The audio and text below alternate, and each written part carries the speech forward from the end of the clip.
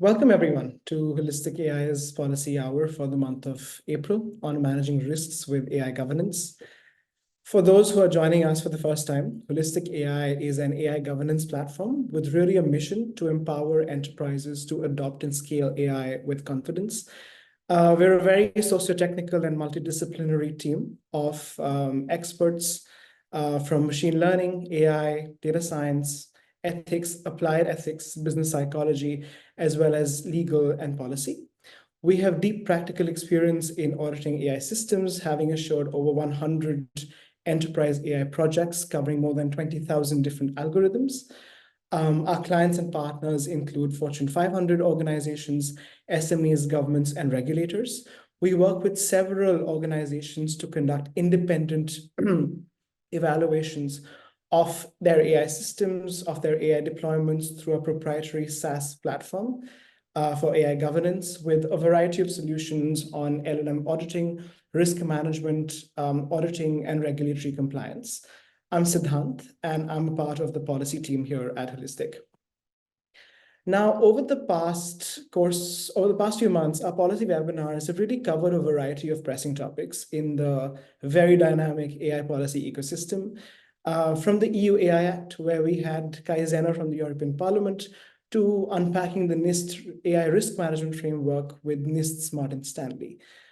This month, for April, we're actually going back to the basics and really trying to unpack and investigate what risks actually mean in the context of AI. What are its many types, dimensions, associated implications, regulatory imperatives, as well as, more importantly, how organizations can effectively address and mitigate them through robust, systematic, and scalable measures. To do just this, today we're joined by Rashad Abelson, who is the technology sector lead for the Organization for Economic Cooperation or Development, or the OECD Centre for Responsible Business Conduct. And as most of us are aware, the OECD, through its very, very useful and important 2019 Principles on AI, its repository on the trustworthy AI tools and metrics, as well as more research, plays a very pivotal and foundational role in the global AI governance discourse. And we are very honored to have Rashad provide his expertise on the topics that we'll be covering today. Welcome to the Policy Hour, Rashad. It would be great if you could say a couple of words about yourself and your work at the OECD. Thank you very much for the introduction, and thank you very much for inviting us. We're looking forward to a really good discussion. So I wear a couple of hats at the OECD. I'm on one side, I'm the technology sector lead at the Center for Responsible Business Conduct. That's the part of the OECD that focuses on developing standards and promoting implementation of standards on human rights, environmental, and labor due diligence. Through a concept that we call responsible business conduct due diligence, and I can get into more of what that is during our discussion. I also wear another hat. I'm embedded in the AI unit, the OECD AI Policy Observatory, and that's the part of the house that does all of the great work that you mentioned on AI standards, tools development, cataloging tools, putting together research, getting together experts.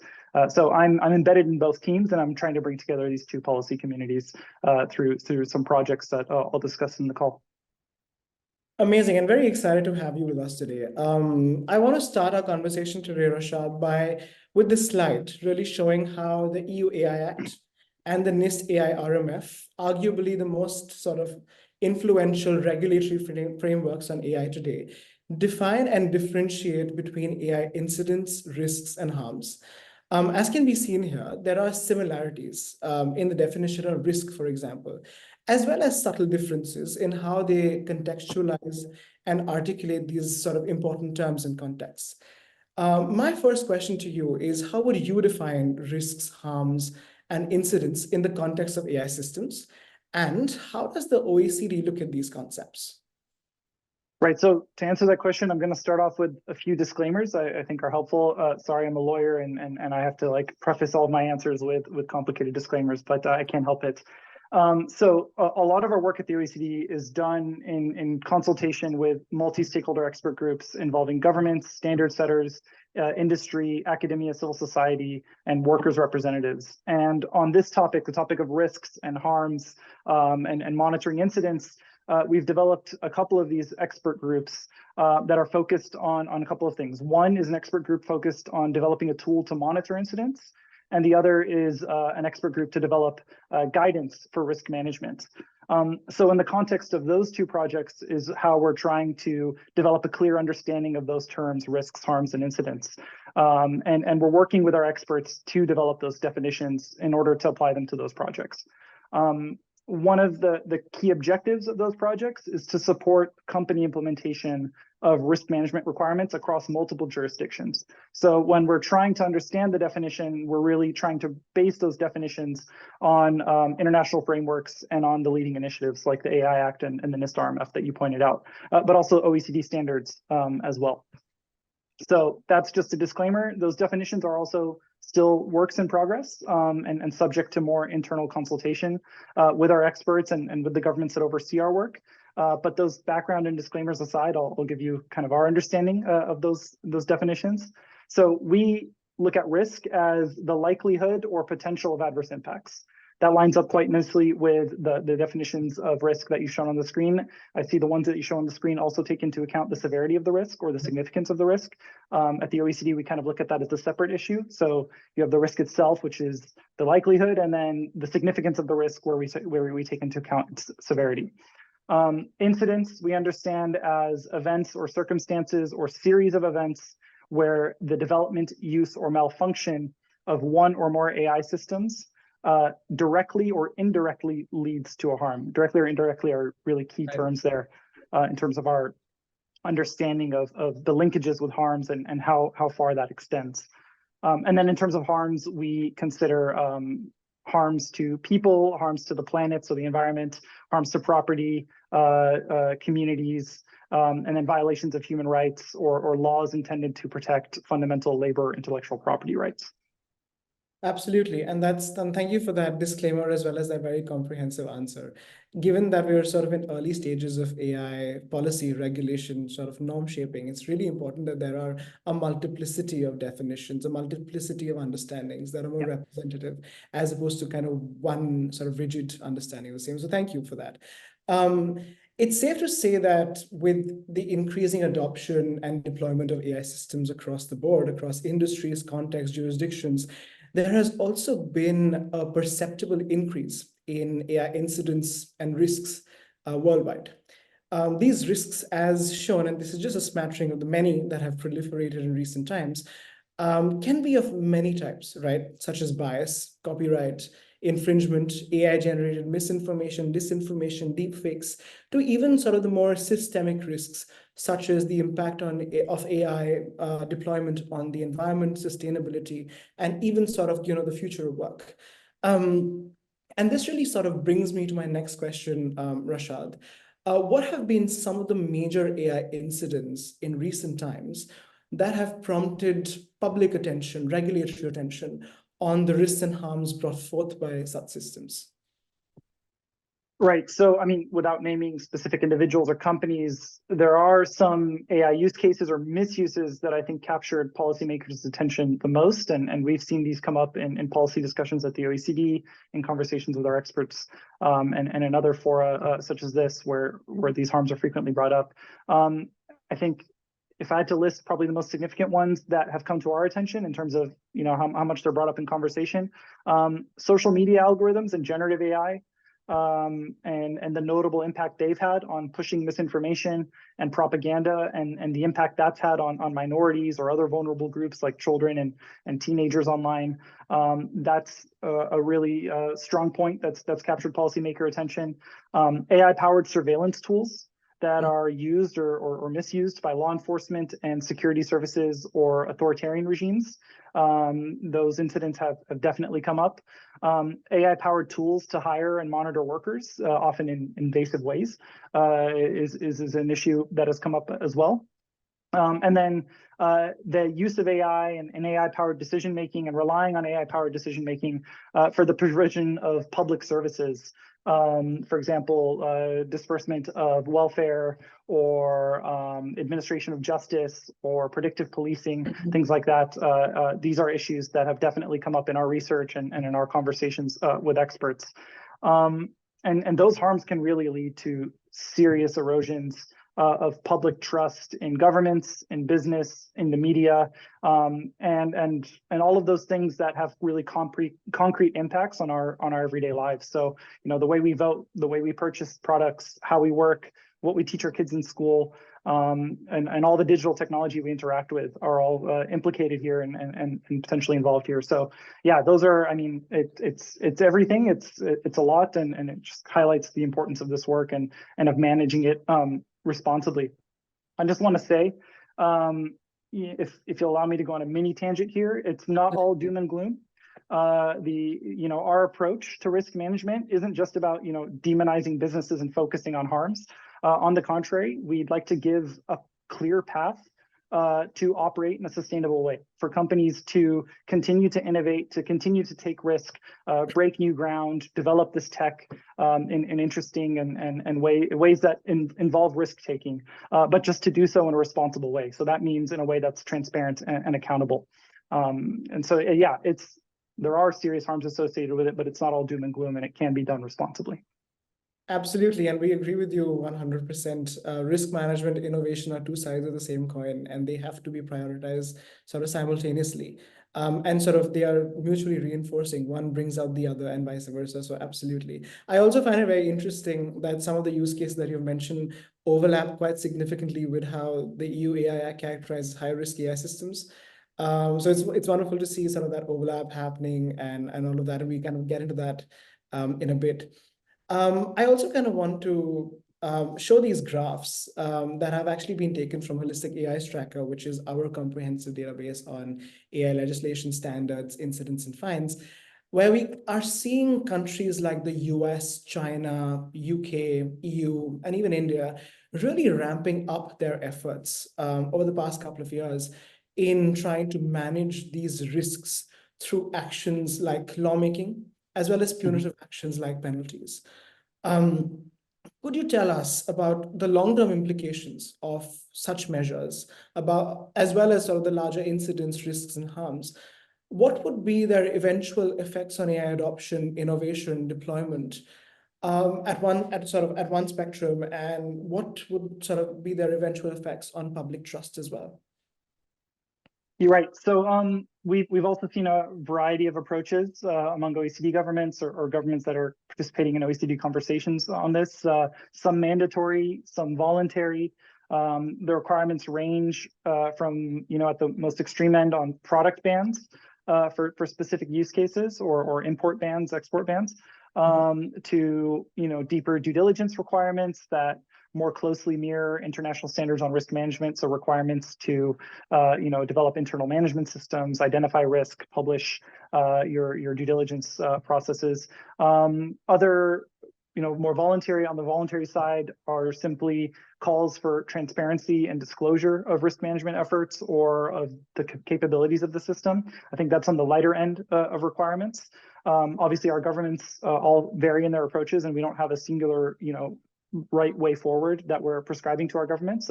We're just, our perspective here is to make sure that there's alignment to the greatest extent possible across various jurisdictions.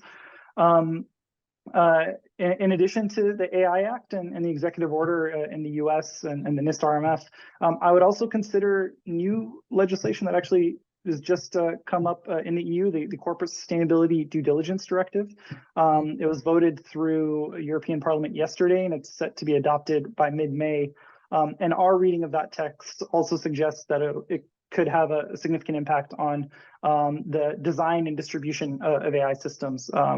It's a cross-cutting legislation. It covers all sectors of the economy, but companies are required under that legislation to conduct due diligence on the design and distribution of their products and services. So, and that legislation is also in line with international standards on risk management. One thing I'll say is that while there are these kind of plethora of requirements, and they do vary in terms of their scope and their application and their specific risk management terminology, a lot of them generally take a similar risk-based approach. and aim for roughly the same objectives. They have different ways of getting there, but they do aim for roughly the same things. So we are optimistic that it can support interoperability and convergence of approaches around existing government-backed international standards. So we hope this will facilitate stronger innovation. We hope it will facilitate the ability for companies to operate in multiple jurisdictions without facing divergent requirements. We have seen at a very high level, at least with the leading frameworks, that they are generally aligned. And we're working through a project I can get into later. We're working on promoting that interoperability and alignment and helping facilitate company or support company compliance with multiple standards across different jurisdictions. If they do converge and do align, I think it will be positive for innovation and for global trade. If they don't, if they continue to diverge, I think it'll make it very, very difficult for companies. So that's one message that we're really hammering to our policymakers who are meeting at the OECD to discuss this topic. Absolutely. And the fact that you mentioned a fragmented yet in some sort of instances sort of an aligned regulatory approach is really sort of the testament of sort of how AI regulation has progressed over the last couple of years and months. I actually want to go deeper sort of into that because sort of with the implosion of ChatGPT, with the implosion of social media, although previously, governments worldwide have accelerated their efforts to understand and regulate these systems.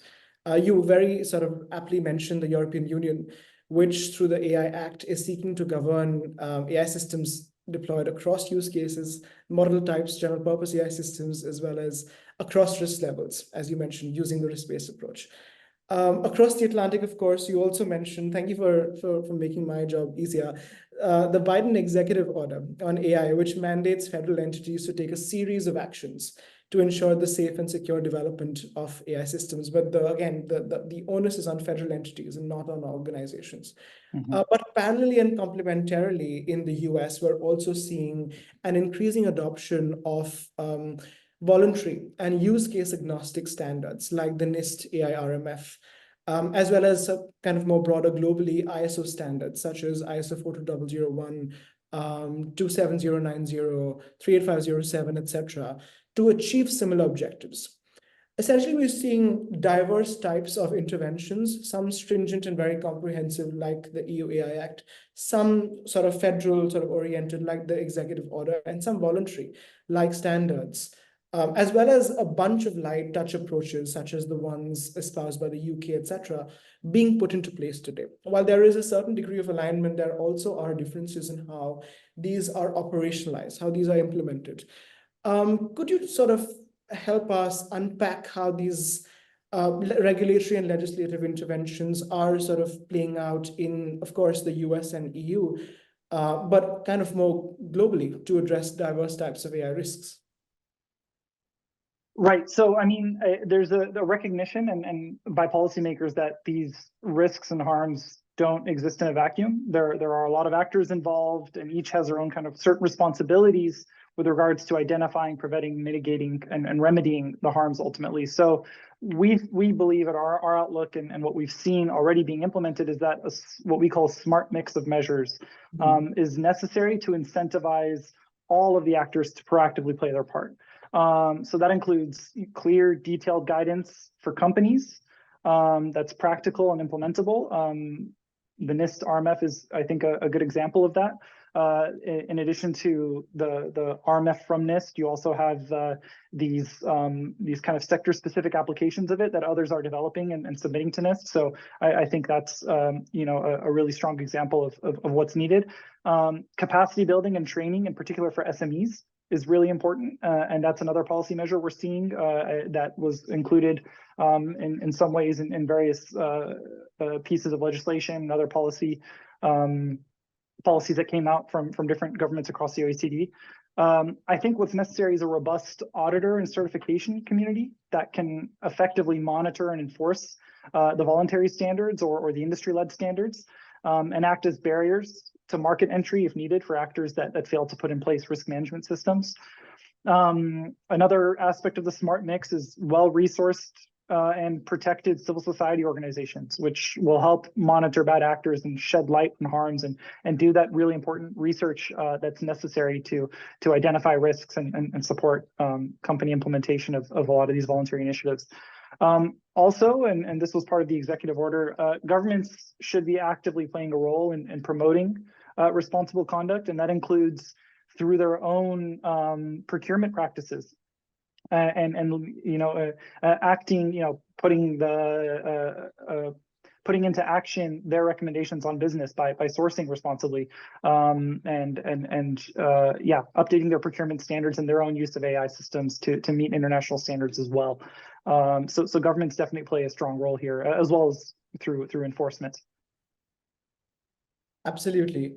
And I mean, the fact that you've said that it is really a mix of interventions and just not one sort of silver bullet makes it really important. You need checks and balances, you need guardrails from procurement on open source, on model release, on sort of preemptive and sort of ex-ante measures, as well as kind of post-hoc measures to comprehensively sort of, seek to govern the many risks that may emanate, and also sort of ameliorate the many benefits that can also be sort of leveraged from AI systems.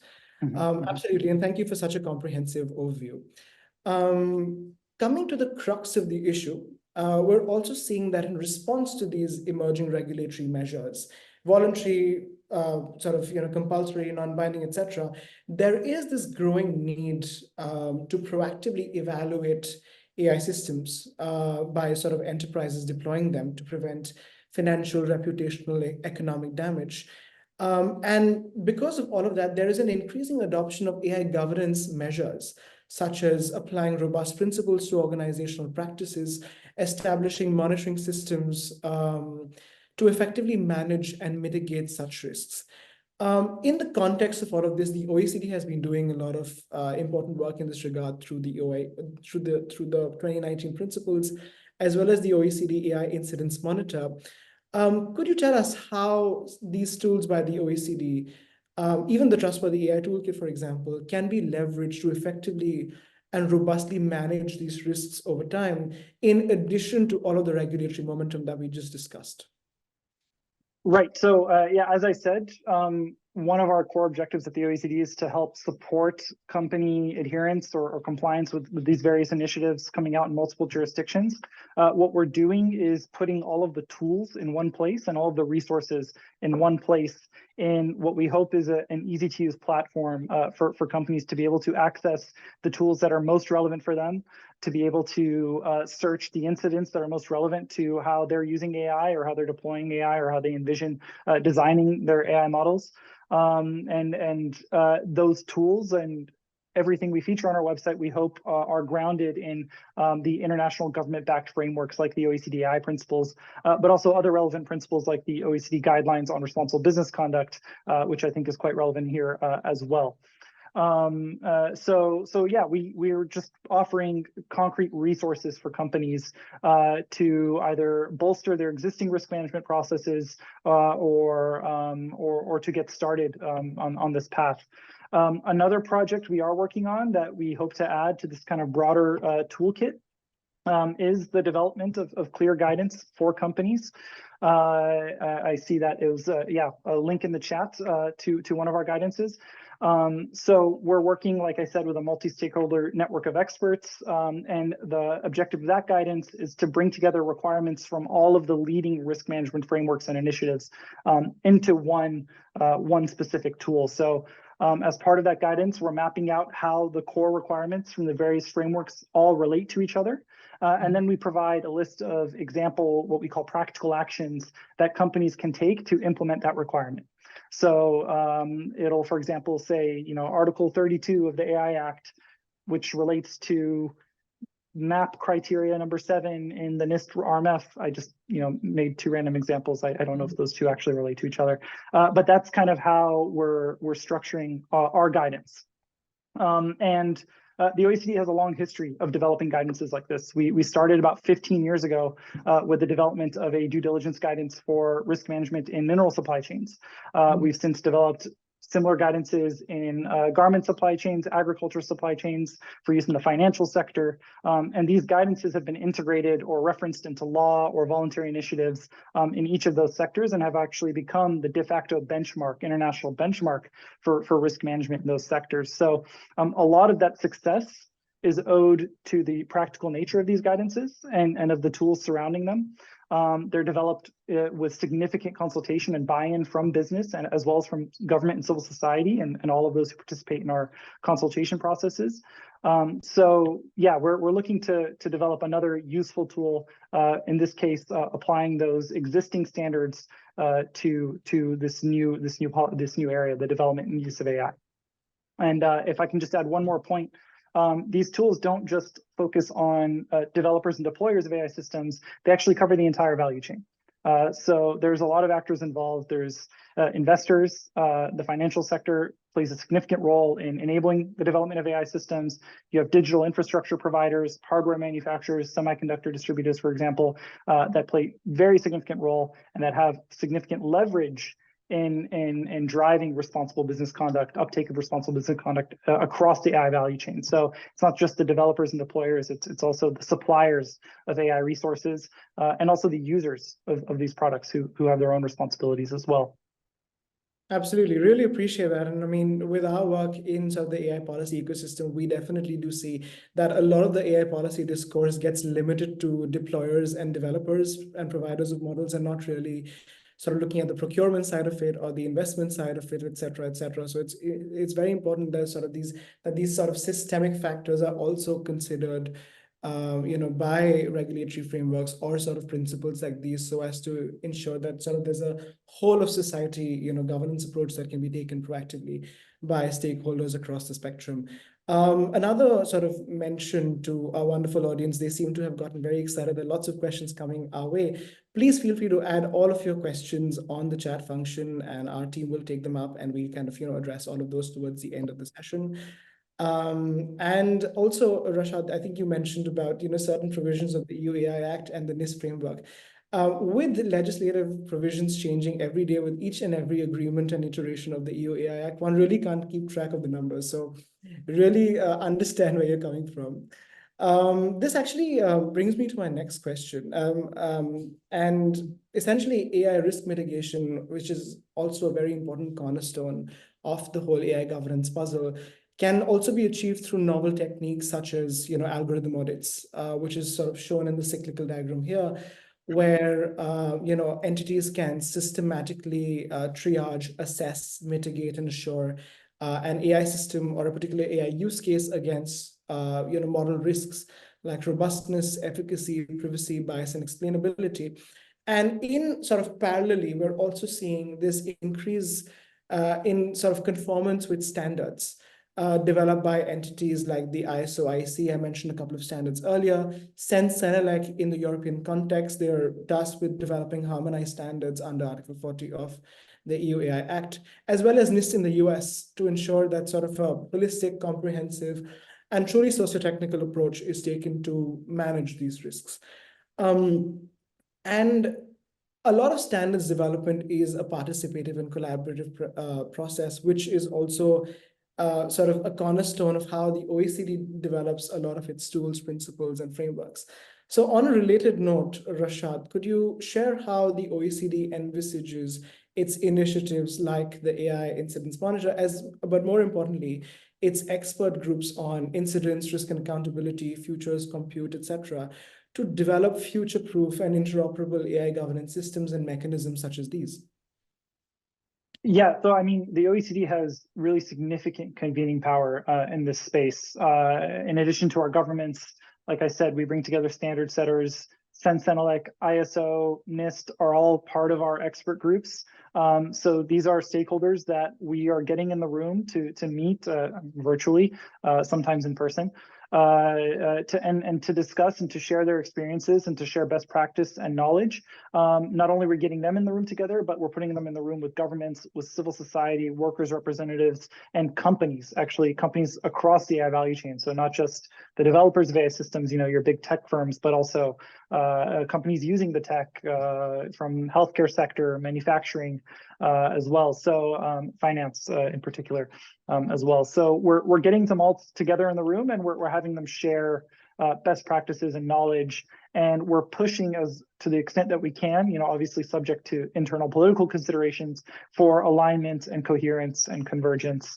Interoperability seems to be the key word right now that we're going for. So yeah, I think that's where the OECD can play the strongest role, and is through our convening power and through our ability to bring different stakeholders together to potentially drive them in a common direction. Because with that convergence comes just ease of addressing risks. Like you said earlier, it's a whole of value chain approach. It has to be holistic, otherwise. Nice. Otherwise, the divergence of approaches will just lead to gaps in information, gaps in knowledge, potentially dark avenues where players who aren't conducting due diligence are able to still have a market for their products. So we want to close those gaps and close those loopholes, and the way we do that is through bringing together all of the right stakeholders in one place to have discussions on common issues. Absolutely. And if I may also add, we were very privileged to be invited by the OECD for a very important session on interoperability among AI standards, where we had organizations like ourselves, as well as sort of entities like the NIST, representatives from the UK AI standards ecosystem, as well as sort of European counterparts, to really deliberate, discuss, and really tease out the many nuances that actually exist when it comes to standards alignment. It is one thing to say that AI should be responsible, but doing that in a way that is fit for purpose is very difficult. And we saw that beautifully sort of come out in that session. So of course, thank you for kind of having us on it. And we also kind of participate actively in the OECD's expert groups, in its various expert groups on risk and accountability, futures and compute. And it is very fulfilling. It's wonderful to see stakeholders across stakeholder contexts, civil society, industry, academia, sort of those with the technical expertise, etc., really coming together to forge to engage in discourse and forge collaborative rules, guidelines, or really understandings and foundations on how AI is to be done responsibly. So yeah, just a note on that. Thank you. And coming to finally, embedding AI governance mechanisms, which kind of is sort of a natural progression to our conversation today. As seen in the table over here, organizations can first actually do this systematically by creating detailed inventories of AI use cases. Next, they can conduct exposure assessments using guidelines like the NIST AI RMF, to determine initial risk levels, both for the models themselves, but also kind of in relation to relevant regulatory frameworks or their systemic impacts, etc. Following this, a combination of socio-technical interventions can be used to address and mitigate risks pertaining to privacy, robustness, bias, explainability, efficacy, and the list goes on.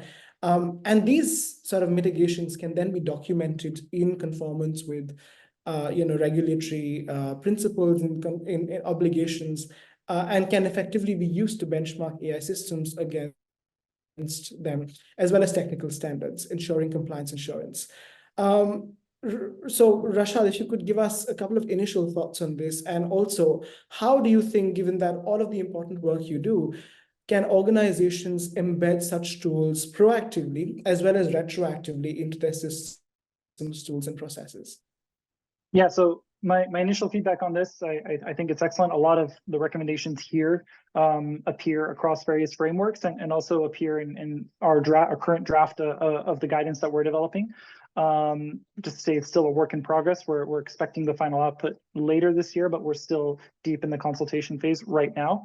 That said, yeah, already a lot of this is coming out and is featured as key steps, core aspects of due diligence.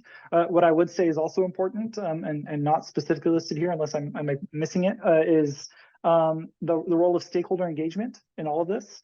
So involving stakeholders, the right stakeholders, so potentially impacted communities, workers' representatives, your business relationships, et cetera, governments in particular, involving stakeholders in the design of products to the greatest extent that you can, to the design of risk management systems as well, for their feedback on how it can be done effectively and meaningfully, and also involving stakeholders in how you mitigate the risks to make sure that they are effectively mitigated or remedied if harm was caused. And I'd also like to point out the importance of transparency through all of this. It's easy for companies to just stay quiet and hope that their lack of due diligence is going unnoticed, but that's becoming increasingly difficult, especially as regulators pick up on this issue and civil society is more involved, and also as the market starts to be more aware of how important it is to be able to access that information in their business partners. So transparency is really critical here. And when I say transparency, I mean companies should be publishing to the extent that they can with business confidentiality concerns in mind, the risks that they are identifying and how they are mitigating or preventing or remedying those risks. Yeah, stakeholder engagement and transparency, I think, are really key here. Your second question on what companies can do to kick off this process. I mean, there are so many tools available, and it might be confusing on how to navigate them, but I'm sure there's clear places where you could start that are most relevant for your company, and no one is expecting risk-free supply chains or risk-free products overnight. Like I said, if you are serious about this, you'll start with that initial transparency that here's our process. We're currently evaluating our systems. Here's what we intend to achieve. Here's how we intend to address risks once they come up. And then once they do come up, you publish, how you're dealing with them. That transparency is really critical here. And there's a million tools out there, and including on the OECD.ai/catalog, you can find them. I think that link was put in the chat. There's so many tools out there for companies and that are relevant for companies operating in multiple jurisdictions. So there's definitely no excuse not to get started. Absolutely. And to your point on stakeholder engagement, absolutely. Enabling responsible AI is a whole of society effort. Bias mitigation, for example, can look very different across domains. Bias mitigation in medicine is so different from bias mitigation in finance, for example. Bias mitigation in the global south, not that it's one unit, is so different from bias mitigation in other contexts. So it's really important that we really have a multiplicity of actors involved in every stage of the process across different risk levels, across different regulatory considerations. So absolutely, thank you for that point. And another point on the OECD Trustworthy AI Toolkit, it also provides a list of defensible metrics that organizations can embed into their AI governance processes in a defensible and robust manner. And we definitely encourage everybody to kind of have a look at them. Shameless plug, but holistic AI solutions are also part of the OECD's wonderful Trustworthy AI Toolkit. We are very happy when that happened, and our solutions cover everything from risk posture, risk management, algorithm auditing to LLM audits. This really kind of brings us towards the end of our conversation. Thank you so much, Rashad. And I see that we have quite a lot of questions from our very engaged audience today. So if it's okay with you, I'll kind of just start them, and then sort of you could answer them, or we could kind of answer them together. The first question is, the audience would actually love to hear your thoughts on how to determine an acceptable level of risk in response to sort of the potential benefits of AI. How does that calculation, that calibration happen? Well, first, international standards on risk management say that companies are responsible for any adverse impacts that they cause or contribute to or are directly linked to. So that's just the first thing to keep in mind. And these standards also set clear criteria on how companies should prioritize how they address those risks that they might be involved in somehow. In terms of setting those risk thresholds and setting policies on how to react, like I said, and it keeps coming back to this, stakeholder engagement is key. And getting feedback. I mean, it's all so context specific, like you said, in healthcare or in manufacturing or in whatever field that the system's being deployed in, that stakeholder engagement is the only way you can really have, I think, the strongest internal calculation on how to approach those various issues. And then, of course, transparency, explaining how you got to that calculation in the end in case it's challenged. So, with that stakeholder engagement, with that transparency, keeping in mind the international frameworks that provide advice on this, companies should be able to make those calculations. Absolutely. And if I could just add a little bit to that, I'd definitely say that risk calibration and sort of risk detection is highly contextual. It depends on what is the domain you're deploying an AI system in, how have you sourced the AI model, as well as the kind of users that are going to be impacted by it. So using a bunch of these different factors as opposed to a singular characteristic will make your risk assessment a lot holistic. We love saying that word, of course. Another question that actually quite a few from the audience have asked is that they're very interested in learning more about the OECD's efforts to engage executive and non-executive board members of companies in responsible business conduct practices. Are there any initiatives on as such for AI, or sort of more generally? Could you give us more information on that? Yeah, I mean, the business community is very heavily involved in the development of all of our tools on responsible business conduct. We have several fora that we organize in different contexts to bring together business leaders, but also technical working level staff as well who would be implementing these principles. We have sector-specific work on the financial sector, for example, and then there's this work on AI that I'm doing jointly with the OECD AI Policy Observatory through our network of experts. In addition, we organize public events. We participate in other fora like this, and so yeah, we're constantly engaging with the business community and at multiple levels, C-suite as well as technical working level as well. Yeah, and also through industry associations. I think industry associations are a very helpful force multiplier for getting this message out there and raising the awareness of this issue with senior executives. I'd also like to flag the importance of the financial sector and investors in getting that message to senior executives. Oftentimes, the investors have more time with the C-suite than the technical staff who are working on risk management within the company, and investors can play a really strong role in pushing and driving for responsible uptake of responsible business practices for companies in their portfolio. Absolutely, really appreciate that. There's also actually two questions. I'll kind of ask them one by one. One question is that in many ways, AI regulation is seen to be the next paradigm after, say, data protection and privacy regulation. And some people from the audience kind of want to understand whether AI regulation will continue down a divergent path, or will it converge in a similar way as was in the case of the GDPR, how that became a gold standard? What are your thoughts on that? What are, based on sort of all the ecosystem actors that you're engaging with, what is your sort of sense on that? We're optimistic that there will be kind of more convergence as we move forward. And obviously, these are all subject to national political processes. But from what we've seen, for example, through the adoption of the OECD AI principles, through the adoption of the G7 Code of Conduct for advanced AI systems, and through other, processes like EU, US,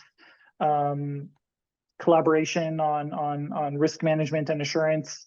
I'm forgetting the exact name, but there's a kind of a working collaboration between the two.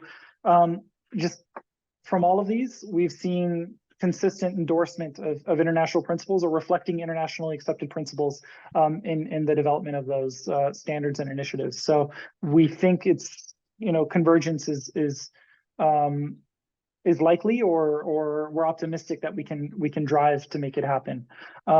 If it doesn't, we'll keep raising the alarm that the risks of divergence on this issue, and what companies and other stakeholders need in order to implement these initiatives and achieve the objectives of these initiatives, which is responsible, trustworthy AI.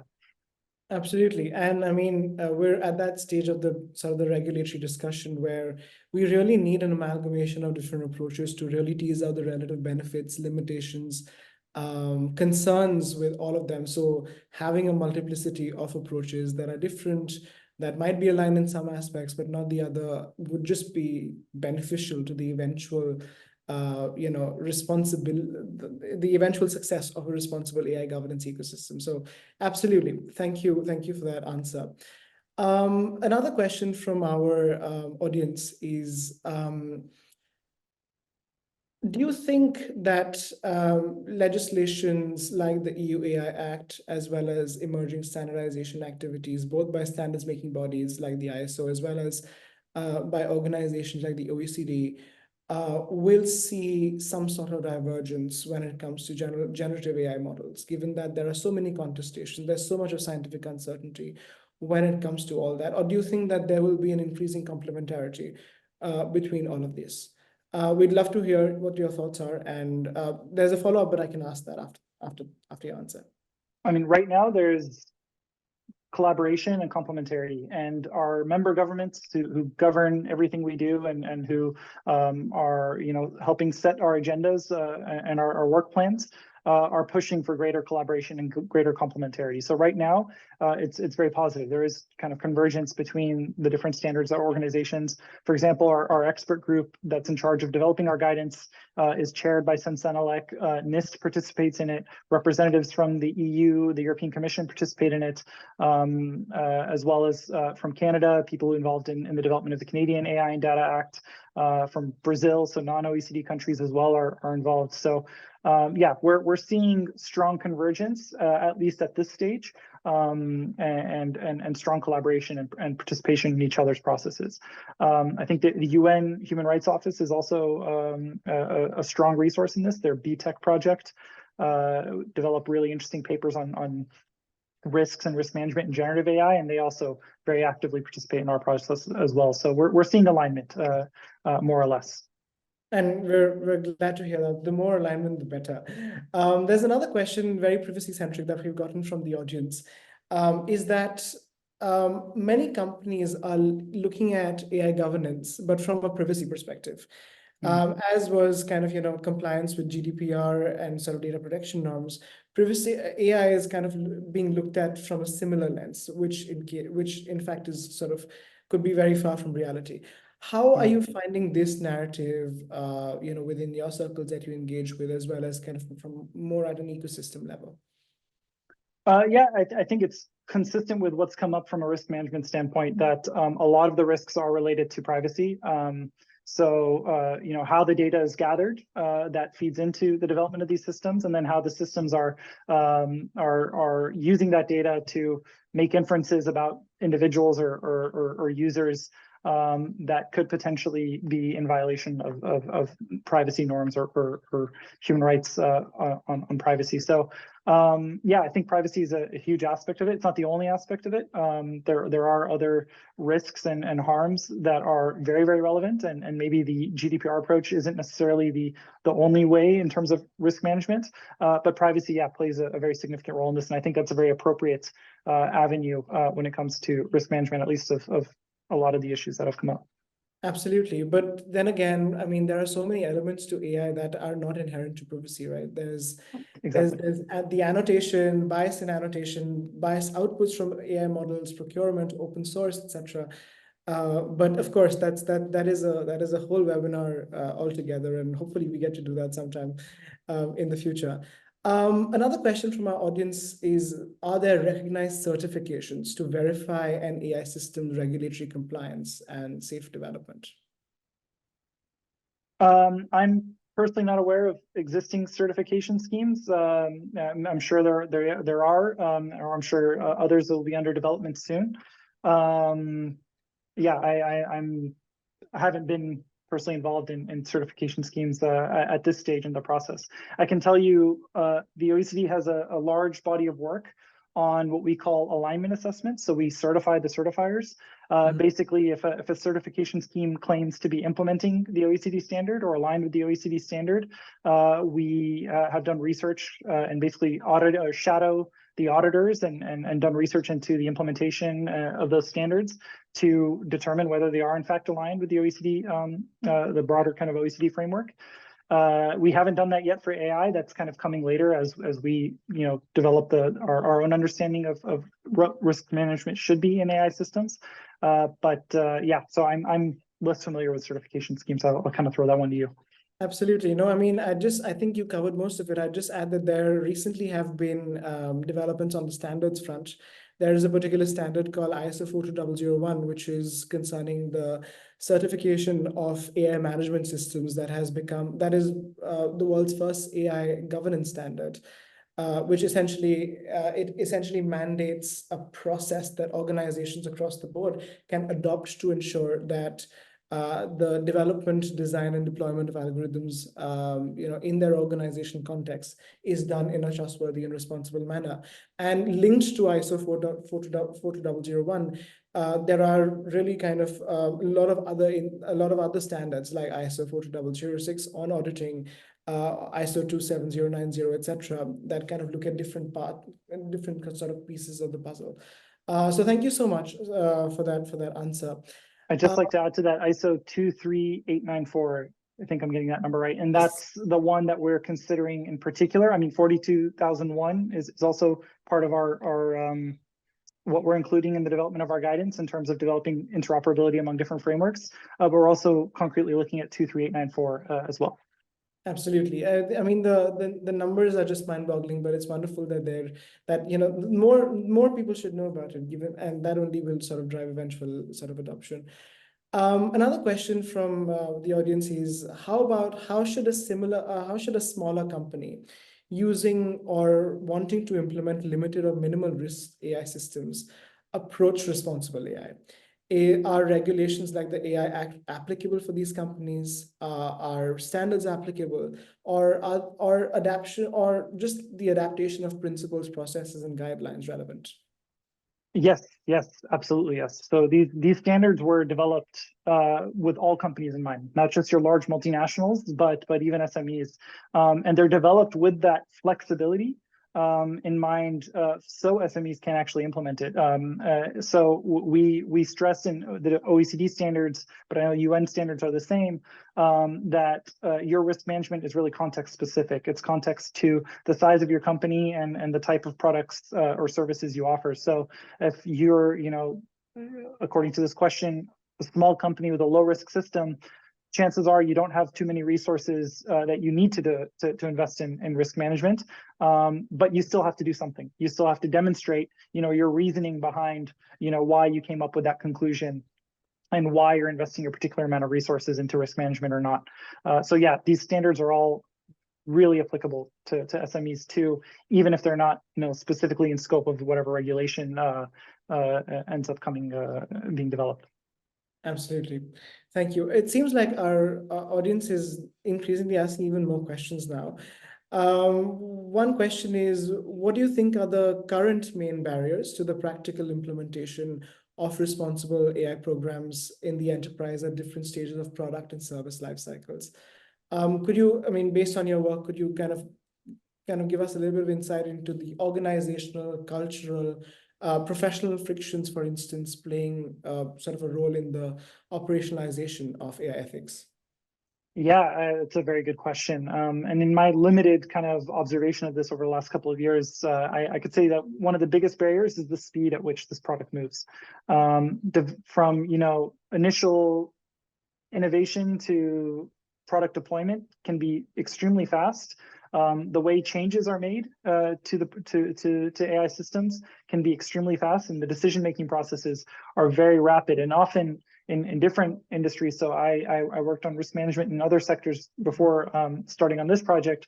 We've seen that risk management generally can be a very slow process because it involves stakeholder engagement, involves internal deliberation, getting authorizations and clearances and consultation from the appropriate, levels of the hierarchy within the company, and then externally as well. You can't do that as easily with the development of extremely rapidly moving software like this, and where there's such high demand for new products and where the products move so fast. So I think that's one of the biggest barriers as well. I think right now the lack of kind of strong understanding of what the risks are and how to manage those risks at an international level is going to make it a little bit challenging, although that's being overcome with the development of these frameworks. Yeah, I think if I had to point out my top two, it would be just the lack of understanding of what exactly responsible looks like. And number one is how quickly the products move. Absolutely. Lack of literacy, both about AI and responsible AI is a barrier that we see as well. The lack of literacy, awareness skills, and absolutely, there need to be measures that can sort of help address them. One last question, because I do realize that we're sort of running out of time, would you have any sort of thoughts on policy best practices? If an organization is seeking to develop a responsible AI policy, what are the best practices one can kind of look to adopt and then kind of adapt? I would say, and this is biased, of course, but I would say stick to internationally accepted principles. I mean, all these companies are, by their very nature, global. Products are developed in multiple jurisdictions and then eventually sold and used in multiple jurisdictions. They're a nice map. And sticking to international principles and international standards is probably the best way to go, because even though, like I said, there is some divergence in language and approaches, generally the core characteristics of the international principles are there. The risk-based approach, stakeholder engagement, transparency, those are all there. So yeah, sticking to international principles would probably be, I think, one of the strongest best practices. Absolutely, and not biased at all. We definitely do believe that principles like the OECD 2019 principles really are benchmarks on how organizations can flexibly adopt them and then appropriate them to their use context. So yeah, thank you for that. That actually brings us to the end of today's webinar. Thank you so much, Rashad, first of all, for joining this month's Policy Hour. A huge thanks to the audience, the very inquisitive audience, for their questions as well. For more sort of insight on this, we have more than 100 papers and blogs on everything AI policy, governance, standards, regulation, as does the OECD. And please visit www.holistic.ai as well as the OECD website if you'd like to kind of get more material, if you'd like to explore and really kind of learn more about this very dynamic and interesting space that is AI governance. We'll be back next month with another policy hour, this time on the extremely dynamic and fragmented US AI policy landscape. Until then, thank you so much and bye-bye. Thanks for having us. Thanks for being there, Rashad. Yeah, thank you for having me. I appreciate it. Bye-bye. Bye-bye.